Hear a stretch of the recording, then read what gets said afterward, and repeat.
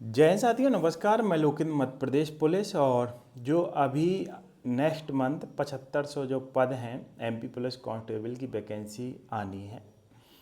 और अगर आप खाकी वर्दी का सपना देख रहे हो तो आज मैं बात करने वाला हूं कि आपको किस प्रकार की स्टडी करनी चाहिए और कैसे प्रिपरेशन करना चाहिए, कितने नंबर का आपको टारगेट बना के रखना चाहिए अगर आप ओबीसी से हैं, ईडब्ल्यूएस से हैं और एससी एसटी से हैं तो आपको कितना टारगेट बनाना चाहिए और किस प्रकार आपको अपनी स्टडी पर फोकस रखना चाहिए, कैसे क्या और कैसे आप परीक्षा में कौन सी बुक से पढ़ें जिससे आप हर चीज़ को कवर कर सकें। तो कब पेपर होगा, कैसे क्या, तो इसकी मैं बात करता हूँ। सबसे पहले मैं बात करूँ कि जो एमपी पुलिस के 7500 पद हैं, नेक्स्ट मंथ आने की पूरी संभावना है नोटिफिकेशन। और 7500 पदों के लिए आप लोगों को वही पुराना पैटर्न पे पढ़ना होगा, क्योंकि जो ये भर्ती प्रक्रिया है ये ईएसबी करा रही है। अब ईएसबी करा रही है तो आपने प्रीवियस वाले पेपर में देखा होगा कि पुलिस से संबंधित कुछ क्वेश्चन पूछे गए थे। तो सबसे पहले मैं बात करता हूँ कि आपको किस पैटर्न पे पढ़ना चाहिए।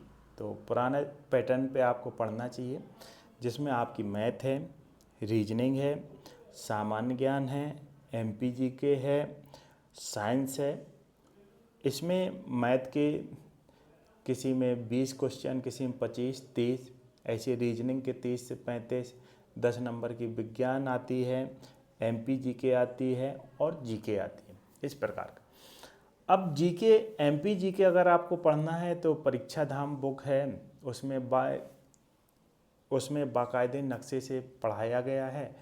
आप चाहें एक बार अगर आप शुरुआती कर रहे हैं तो आप विश्व का मानचित्र देख लीजिए, भारत का मानचित्र देख लीजिए, अपने हाथ से स्वयं बनाइए और स्वयं उस पर लिखिए और फिर मध्य प्रदेश का चित्र देख लीजिए। तो आप कहोगे सर इससे क्या होगा? इससे आपको जो भौगोलिक स्थिति है एमपी की पता चल जाएगी, भारत की पता चल जाएगी, विश्व की भी पता चल जाएगी। अगर आप विश्व की मानचित्र का जो है टारगेट विद आलोक सर करके हैं, मैंने उनसे स्टडी की है, उनसे आप सिर्फ नक्शे के 4-5 वीडियो देख लीजिए। वहाँ से आपका जो भूगोल वाला पोर्शन है, भूगोल और प्लस एमपीजी के, वहाँ पे आपकी कवर होगी कहाँ पे कोयला होता है, खनिज होता है। उनने 4-5 वीडियो नक्शे के बहुत अच्छे पढ़ाए हैं, उनको आप जाके देख सकते हैं, टारगेट विद आलोक। तो ये आपकी भूगोल हो गई। दूसरी बात करें पॉलिटी के बारे में, संविधान के भी क्वेश्चन आते हैं। तो आप खान सर के बुक भी ले सकते हो और खान सर के ऑनलाइन प्लेटफॉर्म पे भी पढ़ सकते हो। वहाँ से अगर आप 50-60 वीडियो हैं तो संविधान से जो क्वेश्चन बनने वाले हैं वो आपके कंप्लीट हो जाएंगे। साइंस के लिए, साइंस आपको कक्षा 10 तक पढ़ना है, लूसेंट की बुक ले लीजिए, उससे आप भूगोल भी कवर कर सकते हो, साइंस भी कवर कर सकते हो, संविधान भी कवर कर सकते हो। और जब भूगोल को आप मतलब जब आप नोट उसको पढ़ें लूसेंट को, तो उसको जो जो अपन स्केच लगते हैं उसको पिन करते जाएं, क्योंकि जब इतनी बड़ी बुक रहती है उसको जब हम पेपर के समय पढ़ें तो सिर्फ वही जो ग्रीन रहता है उसको पढ़ें। अगर आप एमपीजी के परीक्षा धाम हो गई, लूसेंट ले लीजिए, 2 बुकें पर्याप्त हैं और ऑनलाइन प्लेटफॉर्म से आप तैयारी कीजिए। इसके अलावा आप खान सर के साइंस के भी वीडियो हैं, वो रेलवे संबंधित हैं, उनको आप मत पढ़िए। और मैथ के लिए अगर मैं बात करूं तो दीपक अग्रवाल करके हैं, अग्रवाल की हमने उस मैथ से पढ़ा है, आप भी उससे पढ़ सकते हैं। या और इसके अलावा विनर्स की जो बुकें हैं उनसे भी आप स्टडी कर सकते हो। आपको सीखने की कोशिश करना है। रीजनिंग, वो भी अरिहंत की ठीक रीजनिंग आती है। तो आपको बुकें कौन सी लेना है? एक तो हो गई लूसेंट ले लीजिए जीके की, दूसरा परीक्षा धाम ले लीजिए, फिर इसके बाद अग्रवाल की आप मैथ की ले लीजिए, रीजनिंग अरिहंत की ले लीजिए, ये आपकी 4 बुकें हो गई और ऑनलाइन प्लेटफॉर्म पे आप तैयारी कीजिए। एक बार आप जब सिलेबस को 2 से, क्योंकि इसका जो विज्ञापन तो अभी आ जाएगा, लेकिन जो इसका पेपर होने वाला है वो लगभग, इसका जो पेपर है दिसंबर के समथिंग होगा, दिसंबर जनवरी तक चलेगा। तो अगस्त, सितंबर, अक्टूबर, नवंबर, दिसंबर, लगभग अभी आपके पास 5 महीने हैं, आप प्रिपरेशन करोगे। एक बार जो आप पूरा सिलेबस, अगर नए हैं तो पूरा सिलेबस को पढ़ लीजिए। सिलेबस दोस्त कभी भी कंप्लीट नहीं होता, आप कितना भी पढ़ते रहिए सिलेबस अधूरा रहता है। आप एक बार पढ़ लीजिए। आपको जो सफलता दिलाते हैं आपकी रिवीजन और प्रैक्टिस से। रिवीजन जो आप पढ़ रहे हैं एकदम सॉलिड पढ़ना चाहिए।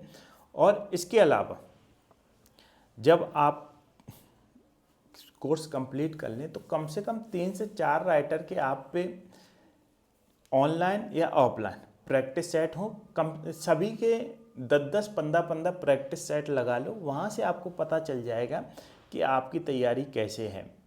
अगर आप घर पे 70, 72, 75, 80 नंबर की तैयारी कर रहे हो तो कई ऐसे प्रैक्टिस सेट होते हैं जो आपकी परीक्षा के अनुसार नहीं बनाए जाते। उसमें भी अगर आप 70, 72 के कर रहे तो आप बेस्ट हो। अगर आप प्रीवियस ईयर के प्रैक्टिस सेट लगाते हो, उसमें जितना कर रहे हो उसी प्रकार के पेपर आगामी आने वाले। ये हो गया। तो अब आपको कितना टारगेट रखना चाहिए, मतलब कितने नंबर।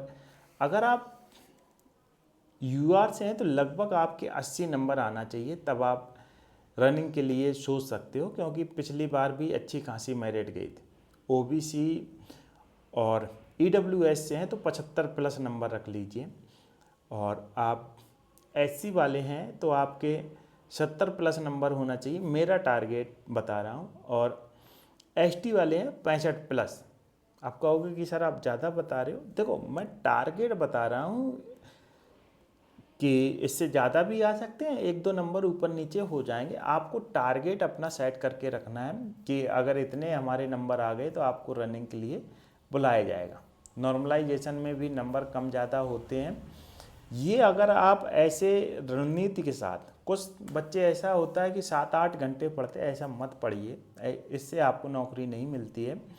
आपका जितनी देर मन लगता है उतनी देर पढ़िए। जब आपका दिमाग घंटा 2 घंटे बाद ऐसा लगे कि अब मेरा दिमाग पढ़ाई में नहीं लग रहा है तो सो जाइए, फिर जगने के बाद फिर पढ़िए। तो ऐसे करके अगर आप स्टडी करोगे तो आने वाले जो दिसंबर में है उसमें आपके अच्छे नंबर आएंगे। और जब आप प्रथम चरण में पास हो जाओगे तो फिर आपको फिजिकल के लिए, तो आप साथ में भी फिजिकल भी कर सकते हो, लेकिन पहली प्राथमिकता आपको रिटन क्वालिफाई करना कंपलसरी है। बाकी जैसे नोटिफिकेशन आएगा मैं आपको अवगत करा दूंगा। नोटिफिकेशन की टेंशन छोड़ के अब सिर्फ आपको स्टडी पे फोकस रखना है।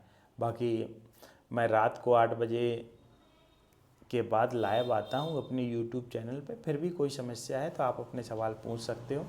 ठीक है, जय हिंद, जय भारत।